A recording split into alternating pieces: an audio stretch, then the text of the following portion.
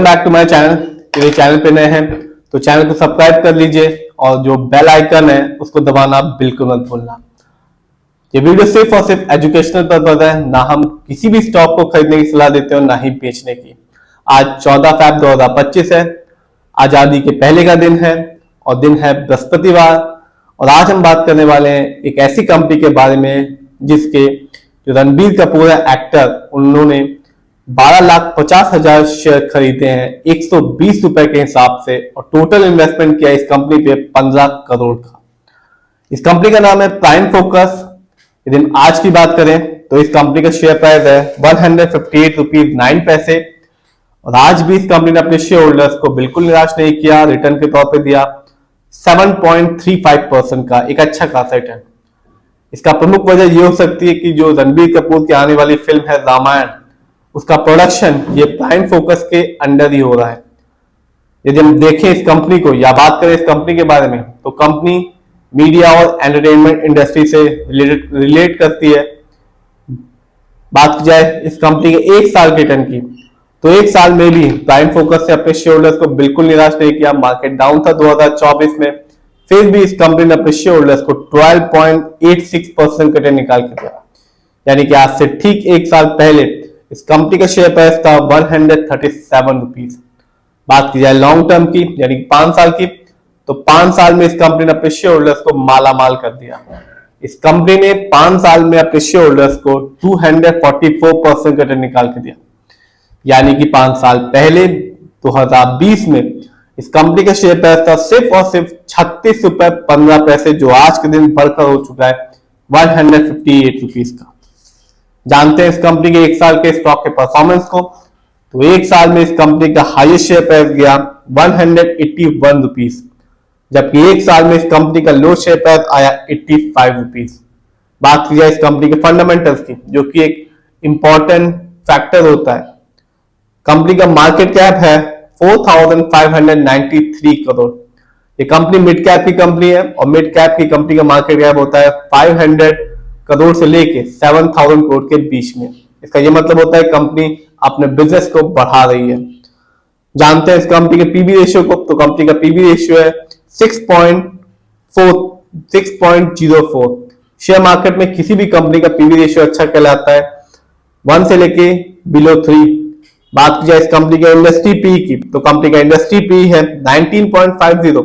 Share market में किसी भी कंपनी का इंडस्ट्री पी अच्छा होता है 20 से लेकर 25 के बीच में। इंडस्ट्री पी से ये पता चलता है जो कंपनी के स्टॉक है मार्केट में सस्ता है या महंगा है।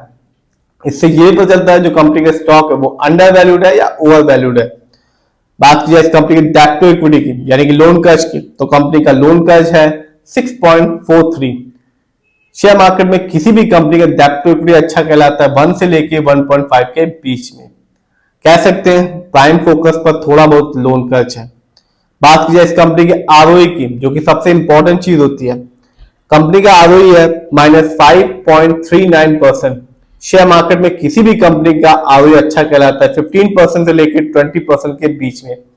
आरओई का मतलब होता है जो पैसा शेयर होल्डर से यानी कि हम लोगों ने जो पैसा कंपनी को दिया है, कंपनी ने उसका कैसा इस्तेमाल किया है।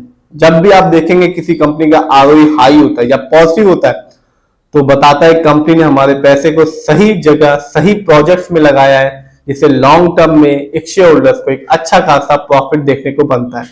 और जब भी किसी कंपनी का आप देखेंगे आरओई कम होता है, नेगेटिव होता है, तो साफ बताता है कि कंपनी हमारे पैसे को सही से इस्तेमाल नहीं कर पा रही, जिससे लॉन्ग टर्म में रिटर्न पाने की संभावना बहुत ही कम हो जाती है।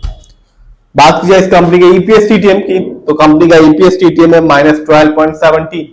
शेयर मार्केट में किसी भी कंपनी का ईपीएस टीटीएम अच्छा कहलाता है 80 और उससे ज्यादा का। Earning per share trailing 12 month का मतलब होता है कंपनी ने लास्ट 12 मंथ में कितना कमाया, कुछ कमाया भी या नहीं।